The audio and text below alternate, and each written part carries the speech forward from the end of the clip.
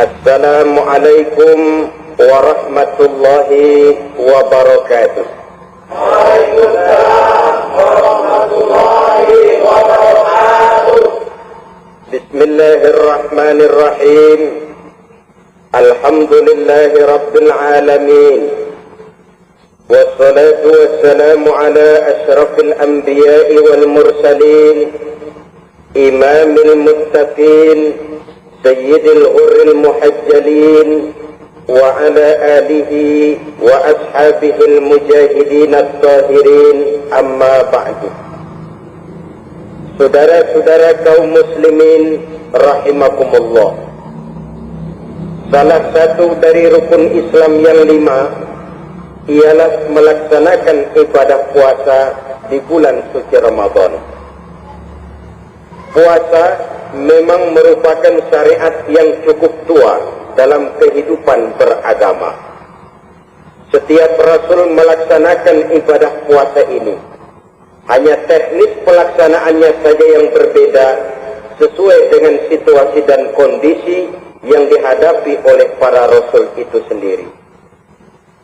Puasa yang dalam bahasa Arabnya disebut dengan as-saum sama artinya dengan al-imsak, yaitu menahan diri dari sesuatu. Dalam pengertian syar'i, puasa ialah menahan diri dari segala yang membatalkan sejak fajar sampai terbenam matahari. Pada pertemuan kali ini, secara khusus kita akan membicarakan tentang puasa ini. Kita akan mulai dari yang pertama, puasa sunnah. Sebagaimana yang kita maklum, sunnah adalah satu perbuatan yang apabila kita kerjakan berpahala, tapi apabila kita tinggalkan tidak merupakan dosa. Hanya saja ia merupakan barometer dan ukuran daripada orang-orang yang cinta kepada sunnah itu sendiri. Ada banyak jenis puasa-puasa sunnah ini. Yang pertama, puasa sunnah di bulan Muharram. Rasulullah sallallahu alaihi wasallam bersabda, "Afdhalus siyami ba'da Ramadan syahrullahil Muharram, wa afdhalus salati ba'dal fariḍah salatul lail." Diriwayatkan oleh Muslim dari Abi Hurairah. Puasa yang paling utama sesudah puasa Ramadan tidak lain adalah puasa di bulan Muharram. Dan solat yang paling afdal sesudah solat yang wajib adalah solat pada sepertiga malam yang akhir. Puasa di bulan Muharram merupakan puasa sunnah dan mempunyai nilai yang sangat besar dalam pandangan Allah Subhanahu wa ta'ala. Buat mereka yang mampu melaksanakan puasa sunnah di bulan Muharram ini, boleh melaksanakannya selama 10 hari. Hari yang pertama, boleh juga 3 hari saja, atau setidak-tidaknya 1 hari daripada bulan Muharram. Yang kedua, puasa 10 hari daripada bulan Zulhijjah. Karena bulan Zulhijjah ini memang termasuk bulan yang dimuliakan oleh Allah Subhanahu wa ta'ala. Pertama, di sana ada hari Tarwiyah, ada hari Arafah, ada hari Kurban, ada Talbiyah, ada pelaksanaan haji dengan segala manasiknya. Maka puasa sunnah di bulan Zulhijjah merupakan amalan yang sangat utama dan besar pahalanya dalam pandangan Allah Azza wa Jalla. Sebagian ulama menjelaskan, man shoma hazihil ayyam akramahullahu bi asri asya'in. Siapa orang yang melaksanakan ibadah puasa sunnah pada hari-hari 10 di bulan Zulhijjah ini, Allah Subhanahu wa ta'ala akan memuliakannya dengan 10 macam perkara. Saudara, ini keuntungannya. Yang pertama, orang yang puasa di hari-hari 10 bulan Zulhijjah diberikan al-barakah fi umrihi, diberikan keberkahan pada umurnya. Setiap kita ingin memperoleh umur yang berkah. Umur yang berkah itu yang bagaimana? Apa yang jumlahnya panjang? Mungkin. Tetapi yang jelas, umur yang berkah ini adalah umur yang bisa dipertanggungjawabkan di hadapan Allah Subhanahu wa Ta'ala. Artinya, umur yang diisi penuh dengan kebajikan, umur yang diisi dengan segala macam kegiatan ibadah, dan umur yang dengan demikian sungguh pun kita sudah mati, jasad terkubur dalam tanah, nama kita akan tetap hidup, dikenal orang oleh karena kebajikan yang kita kerjakan. Saya kira akan lebih merupakan azab ketimbang nikmat kalau orang diberikan umur panjang tapi hanya untuk menumpuk-numpuk dosa saja. Kan lebih baik mana? Umur pendek banyak pahala, umur panjang banyak dosa. Lebih baik mana? Saya yakin yang paling baik tentu umur panjang banyak pahala. Paling sial umur pendek dosa melulu. Sudah diberikan umur pendek, tidak seberapa, dosa berlipat ganda. Itu kalau orang kampung bilang tekor namanya. Rugi. Umur pendek hanya untuk menumpuk-numpuk dosa. Boleh jadi kalau umat-umat zaman dulu, saudara, mereka diberikan umur panjang. Nabi Adam, kita tahu Nabi Adam itu 2000 tahun umurnya. Nabi Nuh 950 tahun. Umatnya ya rata-rata segitu itu. Nah, kalau mereka misalnya punya umur 800 tahun, lalu 200 tahun mereka melakukan dosa, kan masih punya restan 600 tahun untuk taubat. Karena umurnya diberikan jatah panjang. Kita ini oleh Allah Subhanahu wa Ta'ala, umat Nabi Muhammad ini umurnya pendek-pendek. Kalau nyontoh Nabi 63 tahun saja.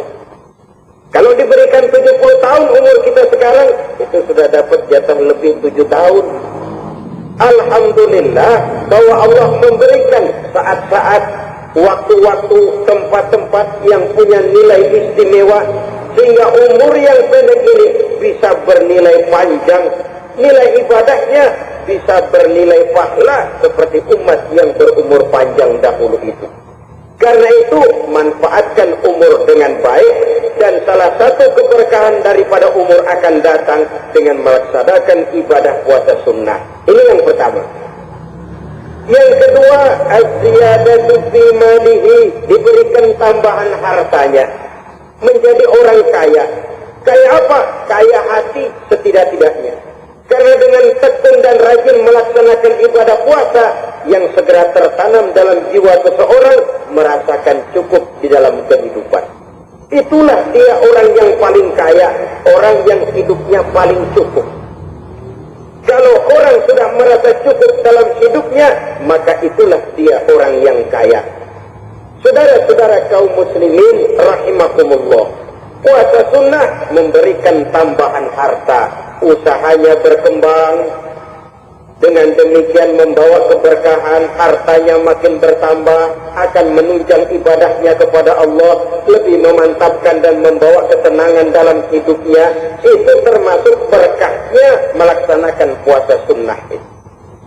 Yang ketiga, al-hifzu fi iyalihi, diberikan penjagaan, perlindungan terhadap keluarganya, anaknya sehat, sanak famili dan andai tolannya terjaga dan terpelihara dari segala malapetaka, dari segala mara bahaya, kesehatannya terjamin dan terpelihara. Itu sudah merupakan modal yang sangat besar di dalam kita mengarungi kehidupan. Sebab rasanya sulit untuk bahagia, duit kita banyak sekali, usaha kita selalu mendatangkan untung yang berlipat ganda. Tapi sebentar-sebentar anak kita sakit, yang ampot, yang gorengan, yang kena musibah, tidak karu-karuan sakit, berobat sampai jutaan rupiah. Itu kan sudah tidak membawa kebahagiaan. Uang masuk yang begitu banyak jumlahnya, habis akhirnya untuk berobat saja. Sebenarnya itu ya seri-seri juga. Usaha berhasil, duit banyak, habis untuk berobat. Nah, sama juga saudara-saudara. Jadi dengan demikian, biar duit kita banyak, asal keluarga pada sehat saja, udah enak bener. Duit banyak, ekonomi cukup, keluarga sehat, nikmat rasanya menjalani kehidupan ini. Yang kiamat sudah duit kagak barang seperak, keluarga ampun semua. Kiamat sudah. Saudara hadirin yang saya hormati, jadi yang ketiga, Allah memberikan pemeliharaan terhadap keluarganya. Satu kali orang dipelihara Allah, tidak satu kekuatan pun yang bisa mencelakakan. Satu kali orang disengsarakan Allah, tidak satu tenaga pun yang mampu menyelamatkannya. Itulah sebabnya perlindungan Allah, pemeliharaan Allah terhadap diri dan keluarga sangat kita perlukan di dalam kehidupan ini. Dengan melaksanakan ibadah puasa, kita mendekatkan diri kepada Allah. Dengan dekat kepada Allah, maka Allah pun dekat kepada kita. Sehingga dalam hadis qudsi dikatakan, ta'arraf ilallahi firraqa ya'rifka fisiddah. Ingatlah kepada Allah di waktu kamu senang, agar Allah ingat kepada kamu di waktu kamu susah. Yang kita laksanakan kadang-kadang sebaliknya. Waktu susah kita ingat Allah, waktu senang kita lupa Allah. Akhirnya nanti pada waktu kita melarat, kebelangsak, susah dan sebagainya, pertolongan tidak akan datang kepada kita. Benar, ta'arraf ilallah firraqa ya'rifka fisiddah. Ingatlah kepada Allah di waktu kamu susah, ingatlah kepada Allah di waktu kamu senang, agar Allah ingat kepadamu di waktu kamu mendapat kesusahan. Umumnya watak manusia memang kalau sudah dapat susah, ingat kepada Allah. Waktu duduk, waktu berbaring, sambil tidur, dalam segala keadaan, Allah disebutnya, Allah dimintakan pertolongannya. Tapi dikala dia berada pada posisi di atas angin, merasa senang, bahagia, Allah terlupakan. Saudara-saudara kaum muslimin, itu yang ketiga. Yang keempat, at-takfiru li sayyi'atihi. Orang yang melaksanakan puasa sunnah itu diampuni segala dosa dan kesalahan yang telah dilakukannya. Dan yang kelima, at-tad'ifu li hasanatihi. Diberikan balasan yang berlipat ganda dari segala kebaikan yang dikerjakannya. 1 bisa berbalas 7, 7 bisa berbalas 10, 10 masih berbalas 100, masih ditambah dengan wallahu yudha'ifu liman yasha. Allah melipat gandakan pahala orang-orang yang dikehendakinya. Maka carilah satu kebaikan yang apabila kita kerjakan, dosa akan dihapus dan nilai pahalanya menjadi berlipat ganda. 1 kali kita bekerja, 2-3 pulau bisa kita raih dan kita jangkau. Yang keenam, orang yang melaksanakan puasa sunnah di bulan Dzulhijjah, at-tashil li sakarati mautihi, diberikan kemudahan pada saat menghadapi sakaratul maut. Maut a mysterious problem. Dia adalah pintu yang setiap orang pasti akan memasukinya. Bahwa mati adalah mati, itu semua kita tahu. Tapi hakikat orang pada saat menghadapi mati itu kan berbeda-beda. Ada yang matinya itu gampang sekali, persis orang tidur saja, tidak nampak gelisah, tidak bikin susah yang hidup, tidak gelimpangan di tempat tidur, persis seperti orang mau tidur saja. Ada yang sulit sekali menghadapi sakaratul maut, gelimpangan di tempat tidur, bikin bingung orang yang nunggu, kadang-kadang seperti kerbau digorok lehernya. Saudara-saudara, sulit menghadapi sakaratul maut. Oleh karena itu, Rasulullah Sallallahu Alaihi Wasallam sering beliau itu kalau berdoa membaca Allahumma hawin alayya fi sakaratil maut. Ya Allah, mudahkan saya di dalam menghadapi sakaratul maut. Rasulullah saja, saudara, orang yang ibadahnya paling banyak, orang yang hatinya paling bersih, orang yang akhlaknya paling luhur, masih berdoa semacam ini. Mohon dimudahkan oleh Allah agar mudah menghadapi sekaratul maut. Apalagi kita. Terus terang kita ini paling-paling kelas mukhtalif. Bangsa sama pahala mau sama dosa doyan. Lebih perlu lagi menghadapi sekaratul maut. Sehingga apabila malaikat maut datang menjemput nyawa kita, dimudahkan, jangan dibikin sulit, supaya mudah. Jadilah orang baik-baik. Kok biasanya kalau bajingan yang mati, malaikat maut juga kali main-mainin dulu tuh orang. Utak-atik, ditakut-takutin dan segala macam. Saudara hadirin yang saya hormati, maka menghadapi sekaratul maut ini merupakan kunci. Apakah seseorang bisa husnul khatimah atau bisa su'ul khatimah? Salah satu jalan untuk memudahkan diri menghadapi sekaratul maut, melaksanakan puasa sunnah di bulan Zulhijjah ini. Yang ketujuh, as-siya'u li zulumati qabrihi, diberikan terang di alam kuburnya. Kubur, saudara tahu, saudara tentu sering lihat orang dimasukkan ke liang lahat, ditutup dengan papan, dinding ari kata kita di kampung, lalu diuruk lagi dengan tanah. Dalamnya liang lahat, gelapnya liang lahat, gelapnya diuruk dengan tanah, gelapnya di dalam kubur, tiga gelap yang menjadi satu, bapak moyangnya gelap.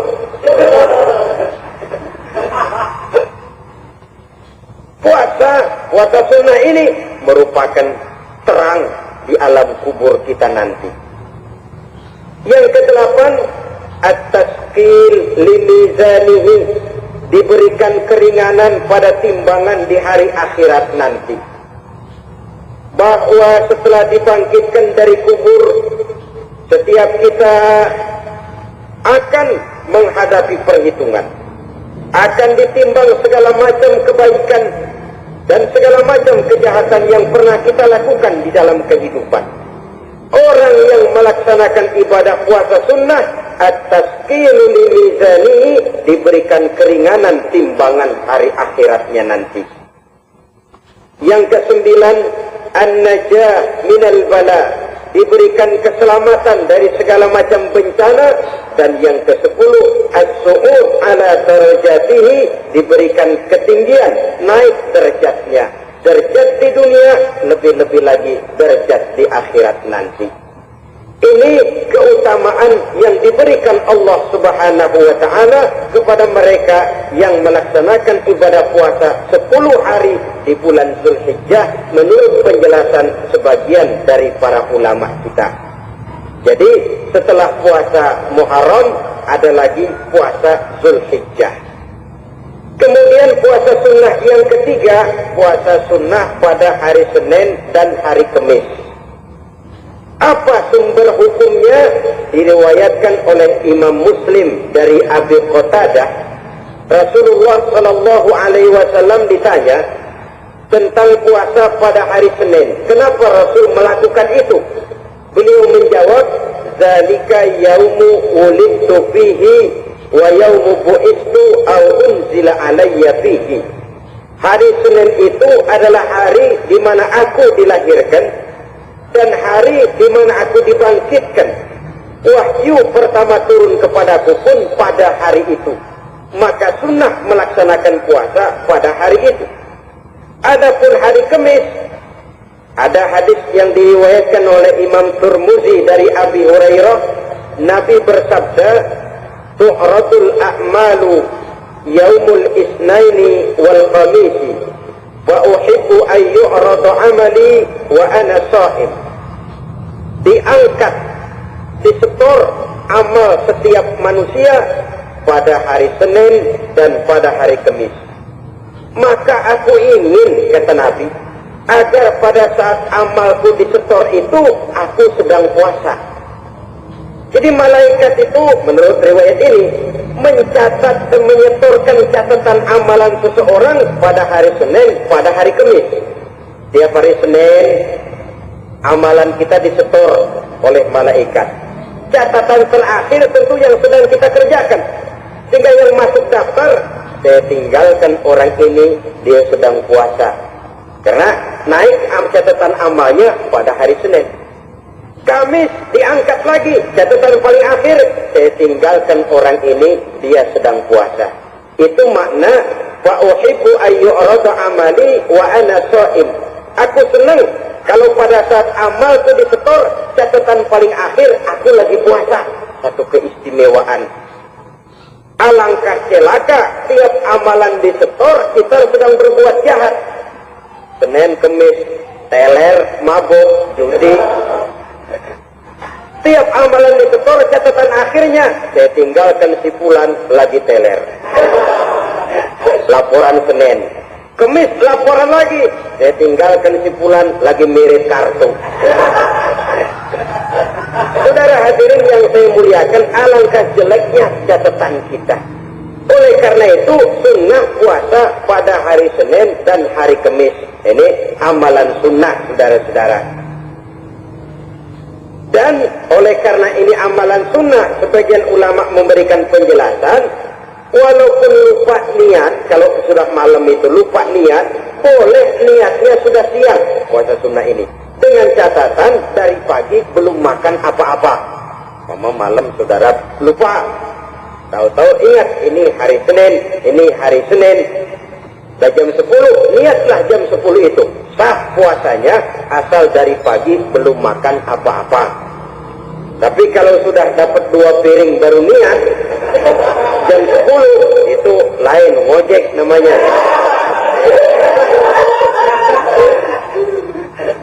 Jadi puasa sunnah yang ketiga, puasa pada hari Senin dan hari Kamis.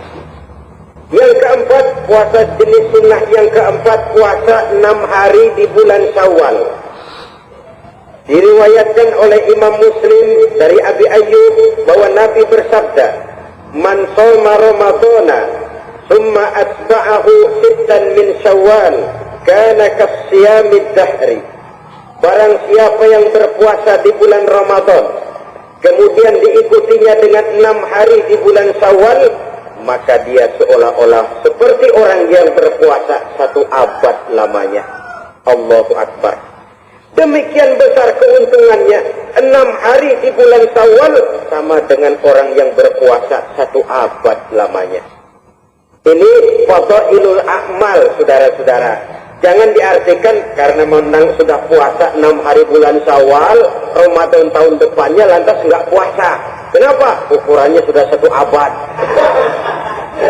Bukan itu pengertiannya. Ini mendorong orang memberikan ganjaran pahala yang sedemikian besar. 6 hari setelah Ramadan, artinya di bulan Syawal. Tidak pada hari pertama Syawal, karena haram hukumnya berpuasa pada hari fitri itu. 6 hari di bulan Syawal. Tinggal lihat yang mampunya saja. Boleh berurutan, boleh tidak berselang-seling, boleh. Asal saja jumlahnya 6 hari selama masih bulan Syawal itu. Hari ini, 3 hari lagi, 4 hari lagi, diselang-seling. Atau berurutan, itu juga lebih baik. Puasa sunnah 6 hari daripada bulan Syawal. Kemudian yang kelima, puasa sunnah 3 hari pada setiap bulan. 3 hari pada setiap bulan. Diriwayatkan oleh Imam Bukhari dan Muslim dari Abi Hurairah. Abi Hurairah bercerita, "Ausani khalili sallallahu alaihi wasallam bisalatin." Kekasih saya Rasulullah berwasiat kepada saya, memesankan benar-benar kepada saya untuk melaksanakan 3 amalan yang terpuji. Pertama, siyamu salasati ayyamin min kulli syahrin. Puasa 3 hari dalam setiap bulan. Ini wasiat yang pertama. 3 hari pada setiap bulan. Tidak peduli bulan apa saja. Dalam artian ya bulan menurut perhitungan Islam ya. Muharram, Safar, Rabiul Awal, Rabiul Tsani, Jumadil Ula, Jumadil Akhir, Rajab, Sya'ban, Ramadan, Syawal, Zulqa'dah, Zulhijjah dan selanjutnya. 3 hari pada setiap bulan. Tanggalnya tanggal berapa saja, lebih utama pada yang disebut Yaumul Bil, yaitu hari-hari di mana bulan menunjukkan purnama. Tanggal 13, tanggal 14, dan tanggal 15 pada setiap bulannya itu disunahkan melaksanakan puasa. Itu wasiat pertama, puasa 3 hari pada setiap bulan. Wasiat yang kedua, warok'atai duha, melaksanakan sholat duha sekurang-kurangnya 2 rakaat. Itu wasiat yang dipesankan benar kepada saya, kata Abi Hurairah. Pertama, puasa 3 hari pada setiap bulan. Yang kedua, usahakan jangan meninggalkan 2 rakaat minimal daripada sembahyang duha. Kita tahu sembahyang duha itu sembahyang sunnah di waktu pagi seketika matahari naik sepenggalahan. Sekurang-kurangnya 2 rakaat, sebanyak-banyaknya 8 rakaat. Di antara fadilah atau keutamaan daripada sholat duha ini yaitu menyangkut masalah rezeki dan usaha. Kemudian wasiat yang ketiga, wa an utira qabla an anama. Beliau sangat berwasiat kepada saya untuk sholat witir sebelum tidur. Artinya sholat malam sebagai amalan sunnah di dalam kehidupan kita. Jadi saudara-saudara, dalam hidup ini kita akan selalu berbentur dengan keperluan. Kalau pada suatu saat kita sudah sampai kepada tahap berpikir ini keperluan saya, tentu hal-hal semacam ini akan kita kerjakan. Kita belum tergerak melaksanakan ini semua oleh karena barangkali kita merasa belum memerlukannya. Karena itu, marilah kita berusaha di samping melaksanakan puasa yang wajib, juga melaksanakan puasa yang sunnah di dalam kehidupan kita. Ini jenis puasa-puasa yang sunnah. Kemudian yang kedua, ada macam puasa yang disebut puasa nazar. Hukum pelaksanaannya wajib apabila nazarnya sudah terwujud. Puasa nazar, puasa yang dikaitkan dengan suatu persoalan. Umpamanya, kalau saya lulus ujian, saya akan puasa 1 minggu lamanya. Begitu ujiannya ternyata lulus, dia wajib bayar nazarnya. Puasa 7 hari, tidak lagi sunnah, tapi wajib karena dia nazarkan. Asal saja tidak sah nazar kepada yang makruh, apalagi kepada yang haram. Umpamanya, nazar kalau tembus 6 nomor mau puasa 3 hari. Itu nazar semacam itu bukan saja tidak sah, tapi haram hukumnya. Tidak boleh nazar kepada yang makruh, apalagi kepada yang haram. Jadi apabila maksud yang sudah kita niatkan tercapai, wajiblah nazar itu dibayar, yaitu kalau nazarnya sunnah, melaksanakan ibadah puasa.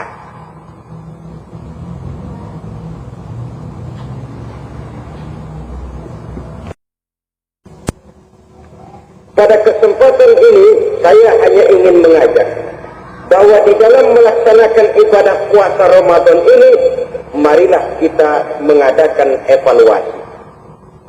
Kenapa demikian? Barangkali secara jujur, walaupun agak berat, saya masih harus berkata, masih banyak di antara kita umat Islam yang di dalam melaksanakan suatu ibadah terjebak dalam rutinitas ritual. Apa itu rutinitas ritual? Itu bahasa susah.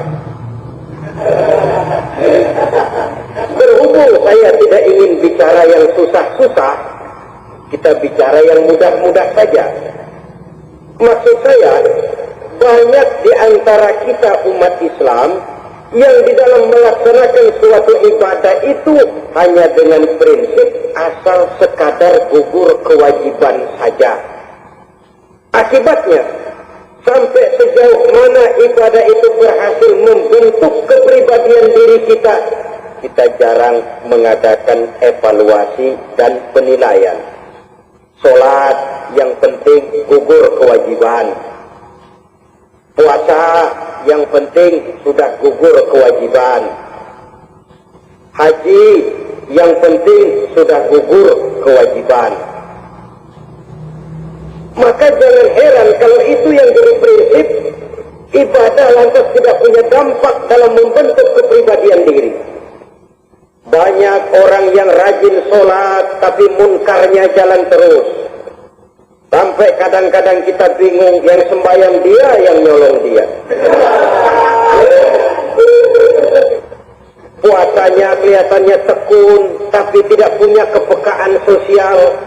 Sama yatim piatu bersifat masa bodoh, sama fakir miskin malah gemes. Tidak lantas tumbuh kepekaan sosial walaupun dia sudah ikut merasakan tidak enaknya lapar dan haus. Ada juga yang sudah haji 4-5 kali mondar-mandir Jakarta Mekah, tapi gaya hidupnya tetap seperti katak di kolong tempurung, picik, sempit pandangan, dangkal hati, tidak terbuka walaupun sudah melihat Islam dalam skala internasional. Yang dia lihat, yang dia saksikan, yang dia pandang, tidak sanggup menggugah dan mengubah jiwanya, tidak bisa mewarnai pandangan hidupnya. Inilah akibatnya kalau ibadah hanya dikerjakan dengan prinsip asal sekadar gugur kewajiban. Hasilnya yaitu tadi, hajinya cuma menang topi putih sama serban. Sholatnya cuma prinsip asal gugur kewajiban, begitu juga puasanya, begitu juga zakatnya dan ibadah-ibadah lainnya.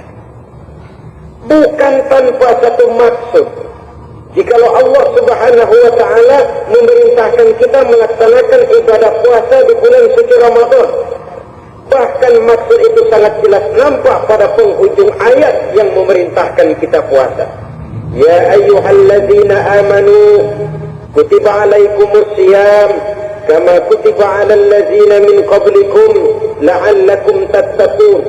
Hai orang-orang yang beriman, diwajibkan atas kamu berpuasa sebagaimana telah diwajibkan juga kepada orang-orang yang sebelum kamu, la'allakum tattaqun, agar kamu dengan puasa itu menjadi manusia yang bertakwa kepada Allah Subhanahu wa Ta'ala.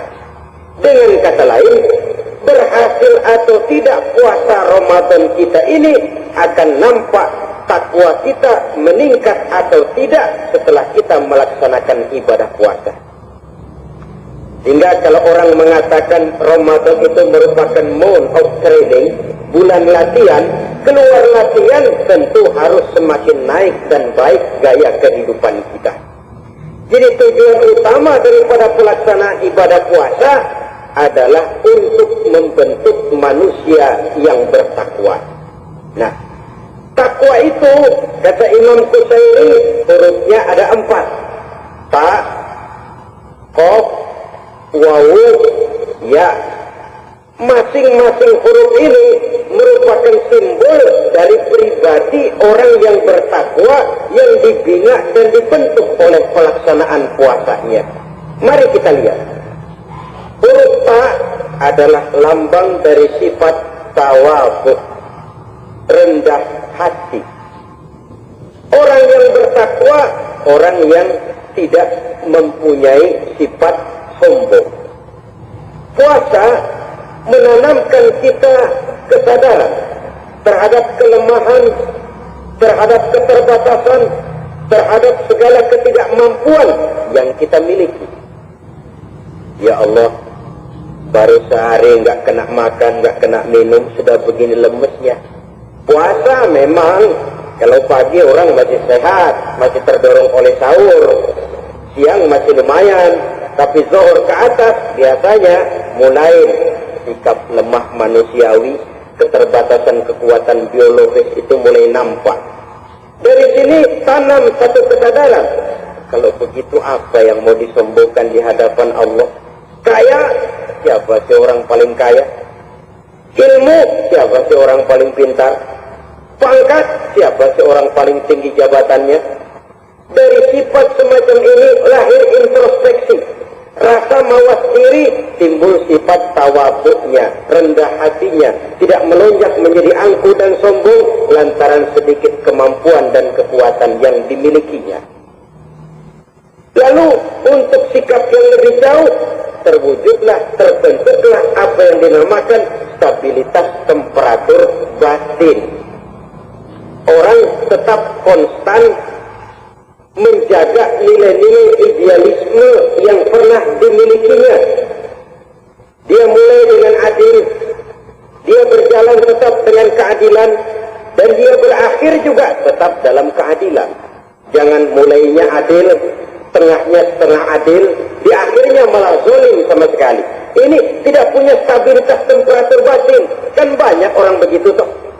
Mulanya benar, belakangan mau benar sendiri. Mulanya sudah rela berkorban buat kepentingan orang banyak, belakangan malah selalu mengorbankan kepentingan orang banyak. Waktu di bawah rajin baca ayat kursi, dapat kursi lupa ayat.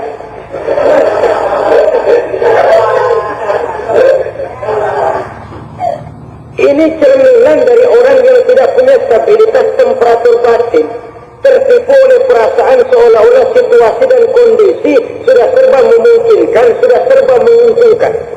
Orang yang dibentuk pribadinya oleh pelaksanaan ibadah puasa, dia sadar apapun keberhasilannya, apapun kedudukannya, apapun nilai kekayaannya, itu cuma sebagian kecil sekali dari apa yang ada pada zat Allah Subhanahu wa ta'ala. Dari sini timbul sikap rendah hati, tidak takabur, sesuai dengan namanya takabur dari kalimat takabbaro ya takabbaru, membesar-besarkan diri. Orang yang suka membesar-besarkan diri, orang yang tidak yakin bahwa dirinya orang besar, lalu dibesar-besarkan dirinya. Sebenarnya itu sudah satu sikap di mana dia tidak percaya kepada diri sendiri. Dirinya sebenarnya bukan apa-apa, cuma ingin dianggap besar, lalu dibesar-besarkan. Takabbur namanya. Puasa, sekali lagi, melatih kita menanamkan kesadaran akan kelemahan dan keterbatasan kita sebagai makhluk. Itu sikap tawadhu. Fir'aun, saudara tahu Fir'aun itu kan dulunya cuma raja. Lama-lama dia jadi raja, lupa diri dan lupa daratan, melonjak menjadi angkuh dan sombong, sampai kepada puncak kekurang ajarannya, memproklamirkan dirinya menjadi Tuhan. Hitler juga begitu. Pendeknya orang manakala tidak ada kesadaran tentang dari mana segalanya berasal dan kemana segalanya akan kembali, ya mudah out of control. Kalau sudah out of control, maka dia akan melakukan perbuatan yang melampaui batas. Itu yang pertama. Jadi orang takwa, orang yang rendah hati, salah satu tujuan daripada pelaksanaan ibadah puasa menanamkan sikap rendah hati. Dari sikap rendah hati ini yang timbul lalu apa? Kepekaan sosial. Kalau saya puasa, saya sudah merasakan bagaimana tidak enaknya lapar. Saya sudah merasakan bagaimana tidak enaknya haus. Tapi bagaimanapun, saya lapar cuma sebentar, saya haus cuma sebentar. Selesai maghrib, lapar saya hilang, haus saya hilang. Bagaimana yatim piatu, orang-orang tua jompo yang perlu santunan, orang-orang miskin yang terkapar di kolong-kolong jembatan, yang tiap hari merasakan perasaan seperti ini, tanpa tahu kapan hidup dan nasibnya akan berubah. Tidur beratapkan langit berselimut koran. Kalau demikian, saya ini beruntung. Kalau demikian, apa yang bisa saya lakukan untuk mereka? Kepekaan sosial ini lalu timbul dalam apa yang orang sekarang namakan solidaritas kesetiakawanan sosial. Hidup tidak hanya untuk kepentingan diri dan perutnya sendiri saja, tapi mau menolong, mau membantu orang yang memang memerlukan bantuan dan pertolongan itu sendiri. Jangan setelah tahu lapar tidak enak, haus tidak enak, tapi kita tidak mau tenggang rasa, tidak mau timbang rasa. Begini loh tidak enaknya lapar, begini loh tidak enaknya haus. Ini terjadi pada diri saya masih mampu, masih berbuka puasa. Bagaimana Bagaimana yang tiap hari merasakan seperti ini? Tidak Ramadan, tidak Syawal, tidak Zulqa'dah, tidak Zulhijjah, selalu kelaparan dan kehausan. Dari sana timbul kepekaan sosial. Lalu lahirlah sikap pemurah, dermawan, mau menoleh ke kiri dan ke kanan. Bahkan Al-Quran itu sampai mengancam betul. Ara'aita allazi yukadzibu bid-din fadzalika allazi yad'ul yatim wa la yahuddu 'ala ta'amil miskin. Tahukah kamu siapa orang yang mendustakan agama? Beragama tapi mendustakan agama. Islam katanya tapi mendustakan Islam. Salat dia tapi mendustakan salat. Puasa dia tapi mendustakan puasa. Siapa mereka itu? Fadzalika allazi yad'ul yatim. Mereka lah orang-orang yang meninggalkan anak-anak yatim. Wala yahuddu 'ala ta'amil miskin, dan tidak pernah memberi pertolongan, tidak memerintahkan memberi makan kepada fakir miskin, walaupun dia berada pada posisi dan kondisi yang memang dia mampu. Nah, kalau dia tidak mampu itu lain soal. Dia mampu, dia tahu, dan dia diam saja. Itu termasuk yukadzibu bid-din, orang-orang yang mendustakan agama. Berlindung kita kepada Allah, jangan sampai termasuk ke dalam kelompok itu. Yang kedua, saudara, huruf takwa itu qaf. Qaf adalah lambang dari sifat qanaah. Qanaah artinya merasa cukup. Puasa melatih kita untuk bersikap cukup dalam hidup. Kalau kita perturutkan menjelang saat berbuka, menunggu waktu berbuka, istilah orang di Jawa Barat ngabuburit katanya, kita menunggu saat berbuka, segalanya saja ingin kita beli, segalanya saja ingin kita minum, semuanya saja ingin kita makan. Sebab nafsu sudah begitu berupa, perut sudah sedemikian lapar, kerongkongan sudah sedemikian haus, rasanya semuanya saja ingin kita telan. Tapi tahukah kita bahwa setelah maghrib berbunyi, berapa banyak yang kita makan, berapa banyak yang kita minum? Sesuaikah dengan keinginan kita tadi siang? Tadi siang semuanya ingin kita makan, tadi siang semuanya ingin kita minum. Setelah berbuka, berapa banyak yang kita makan, berapa banyak yang kita minum? Itulah kehidupan. Segalanya ingin kita kuasai, segalanya ingin kita punyai, tapi berapa sih yang benar-benar kita perlukan? Maka orang kaya hakikatnya adalah orang yang hidupnya cukup. Orang miskin hakikatnya adalah orang yang selalu merasa kurang. Bagaimanapun besar rumah kita, banyak uang kita, berpuluh kendaraan kita, kalau hidup selalu merasa kurang, itu artinya kita masih miskin. Maka jikalau ingin menjadi orang kaya, kuncinya hakikatnya cuma satu, hati kita merasa cukup dengan yang diberikan Allah, bersyukur atas segala nikmatnya, dan dengan syukur itu, nikmat itu akan ditambah oleh Allah Subhanahu wa ta'ala. Puasa menimbulkan sifat qanaah, dan qanaah adalah watak daripada orang-orang yang bertakwa kepada Allah Subhanahu wa ta'ala. Bukankah manusia di dalam berhadapan dengan harta persis seperti orang minum air laut? Makin diminum, makin haus. Makin diminum, makin kering tenggorokan. Begitulah orang berhadapan dengan materi. Tadinya dia akan senang kalau dia merasa punya tanah ratusan hektar. Sudah ratusan hektar, tidak cukup ngelamun lagi, alangkah nikmatnya kalau bisa beli gunung. Gunung dibeli. Sudah punya gunung, lihat laut. Aduh, kalau laut juga bisa dibeli. Beli lagi laut. Sudah punya laut, lihat ke atas langit, ada yang jual apa enggak ya?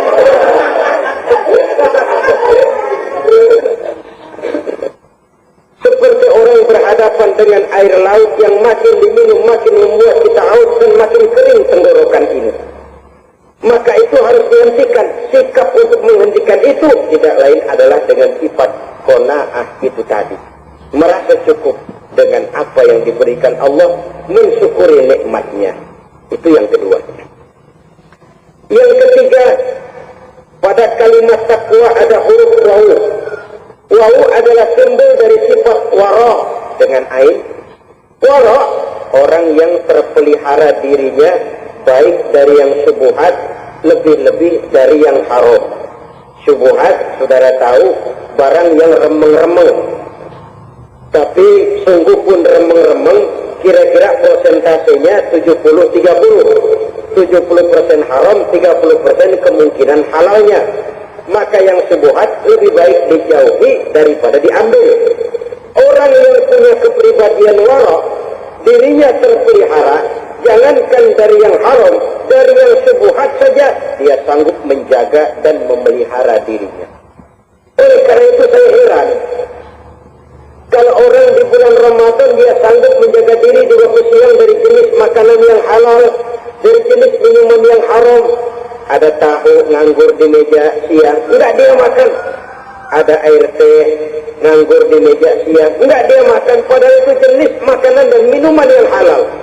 Tapi ketika datang maghrib, dia berbuka dengan makanan yang dibeli dari uang yang dihasilkan dengan cara yang haram. Bukankah itu sesuatu yang terbalik? Bukankah dengan demikian sudah tidak lagi menimbulkan sikap yang bisa memelihara dan menjaga kepribadian diri? Orang yang membiasakan diri terpelihara dari yang syubhat apalagi yang haram, maka baik yang dipakainya, yang diminumnya, yang dimakannya, terdirilah dari barang-barang yang baik yang dihalalkan oleh agama. Wara. Kemudian yang keempat, pada huruf kalimat takwa ada huruf yakin. Huruf ya, simbol dari sifat yakin. Orang yang puasa dibentuk kepribadiannya mempunyai satu keyakinan yang tangguh. Dan keyakinan adalah ciri daripada orang yang takwa. Kita lihat, yang dipanggil melaksanakan ibadah puasa ini kan iman. Karena memang sulit untuk melaksanakan puasa kalau tidak iman yang jadi dasar. Setidaknya seperti sudah pernah saya sampaikan, ibadah puasa ini memang sulit terkena penyakit show. Kalau kita sholat barangkali terangsang karena kelihatan orang lain. Kalau kita pergi haji mungkin jadi sugesti karena orang banyak tahu. Kalau kita bayar zakat mungkin kita jadi terangsang karena banyak orang lihat. Tapi kalau sudah puasa itu kan yang tahu cuma kita dan Allah saja. Ya, kita sholat, orang lain lihat, kita jadi rada semangat. Kita pergi haji, orang lain banyak ngantar, kita semangat. Kita bayar zakat, orang lain banyak saksikan, kita bersemangat. Tapi kita puasa, siapa yang mau nyaksiin kita puasa? Siapa yang mau memuji kita puasa? Siapa yang mau menyanjung kita puasa? Itu cuma urusan kita dan Allah saja.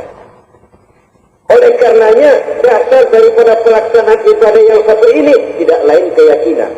Karena keyakinan yang jadi dasar, biar lapar melilit perut, biar haus mencekik tenggorokan, segalanya jadi terasa indah dan nikmat.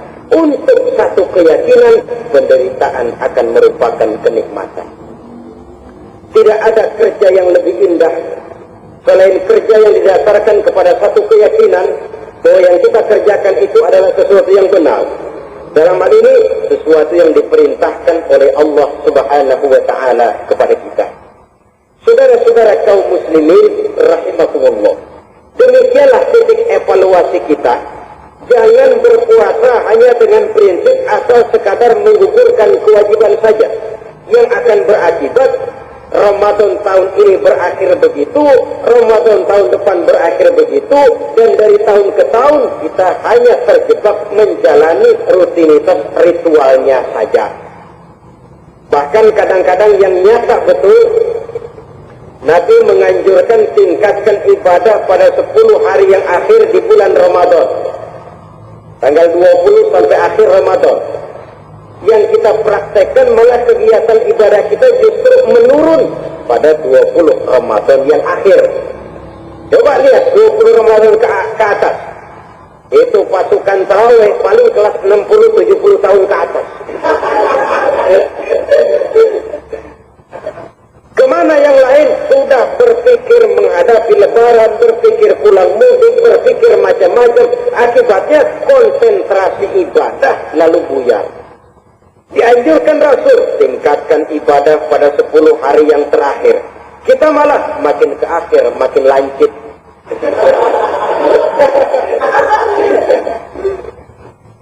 Saudara-saudara kaum muslimin rahimakumullah, kita terjebak oleh sesuatu yang sementara, oleh sesuatu yang bersifat kulit, lalu meninggalkan isinya. Padahal jikalau kita tidak mengisi Ramadan dengan kegiatan ibadah, berarti kita tidak keluar dari Ramadan dengan jiwa yang baru, yang sudah ditempa oleh pengalaman ibadah di bulan Ramadan. Artinya kita tidak kembali kepada fitrah, kesucian seperti saat kita dilahirkan. Lalu kalau kita tidak kembali kepada fitrah, apa yang mau kita rayakan pada Idul Fitri itu? Di mana letak kegembiraan kita? Di mana letak kebahagiaan hati? Kembalikah kita kepada fitrah? Tidak. Benarkah puasa yang kita kerjakan? Kelihatannya juga tidak. Adakah dampak dari pelaksanaan ibadah dalam pribadi kita? Tidak. Kadang-kadang Ramadan selesai malah teriak merdeka.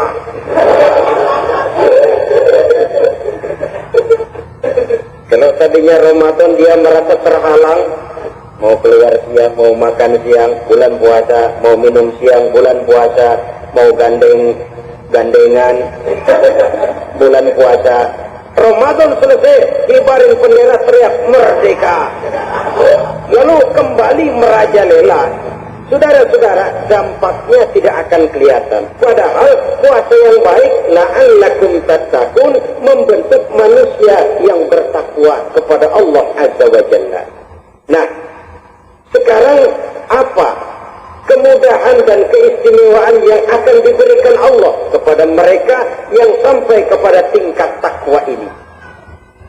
Al-Quran menjelaskan, pertama, وَمَنْ يَتَّقِ اللَّهَ يَجْعَلْ لَهُ مَخْرَجًا. Barang siapa yang bertakwa kepada Allah Subhanahu wa Ta'ala, maka dia akan diberikan makhraja. Makhraja itu jalan keluar dari segala macam kesulitan. Jalan keluarnya ada saja. Menurut ukuran kemampuan dia tidak mungkin, mustahil, tidak bisa. Mana mungkin mengalami kesulitan? Sebenarnya bukan tidak pernah mengalami kesulitan. Allah selalu memberikan jalan keluar dari segala kesulitan yang dihadapinya. Nah, kalau Allah yang memberikan jalan keluar, tentu sangat mudah sekali. Orang yang bertakwa diberikan jalan keluar dari segala macam kesulitan. Satu. Yang kedua, wa yarzuqhu min haitsu la yahtasib. Dia akan diberikan rezeki oleh Allah dengan jalan yang tidak disangka-sangka. Rezekinya datang dengan cara yang tidak disangka-sangka. Gajinya mungkin kecil, tapi penghasilannya gede. Kan itu yang penting. Gaji dengan penghasilan kan lain. Boleh jadi gaji kecil atau penghasilan gede, kan nikmat hidup itu. Nah, penghasilan ini ada yang bisa kita perkirakan. Bisa kita perkirakan. Misalnya gaji itu tadi. Kalau saya kerja, gaji saya begini. Ada rezeki yang masuk jenis min haitsu la yahtasib. Tidak kita sangka-sangka. Tidak kita duga-duga. Tahu-tahu ada saja rezeki. Datang orang, bawa persoalan yang mendatangkan hasil. Sebab rezeki, jodoh, maut memang seperti bayangan. Kita ubur-ubur dia lari, kita diam dia diam. Kan ngebocin itu. Bayang-bayang itu begitu, kita kejar dia lari. Rezeki juga begitu. Kita diam dia diam. Tengah mati yang namanya rezeki kita cari, kita ubur. Mungkin sampai ratusan bohong kita kerjain.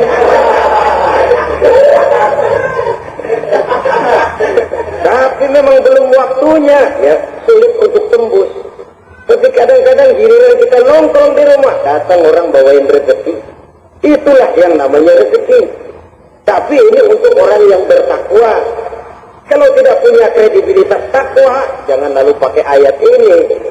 Diberikan Allah dengan rezeki dengan jalan yang tidak disangka. Kan ada ayatnya dah, kita mantang aja di rumah dah. Kita ntar juga tuh rezeki datang. Ini fasilitas yang diberikan kepada orang yang wa may yattaqillah, bertakwa kepada Allah, yarzuqhu min haitsu la yahtasib, diberikan rezeki dengan cara yang tidak disangka-sangkanya. Maka kadar ketakwaan jangan membuat kita buruk sangka. Orang yang nggak kemana-mana duitnya ada aja. Kalau dia takwa, Allah berikan jalan keluar. Yang lantas melihat kiai orangnya ahli ibadah, ilmunya tinggi, akhlaknya luar biasa, takwanya tinggi, rezekinya lancar. Kalau husnuzon nih kiai nggak kemana-mana duitnya banyak, miliaran tuyul kali ini. Itu termasuk jaminan Allah yang masuk kategori min haitsu la yahtasib. Yang ketiga, yaj'al lahu min amrihi yusra, dimudahkan segala urusannya, dimudahkan segala urusannya. Kemudian yang keempat, yukaffir anhu sayyi'atihi wa yu'azzim lahu ajra, diampuni segala kesalahannya dan dibesarkan pahala kebaikan yang dikerjakannya. Maka mudah-mudahan puasa yang kita kerjakan mengantarkan kita kepada ketakwaan kepada Allah, dan takwa membuka janji Allah kepada kita di dalam kehidupan ini.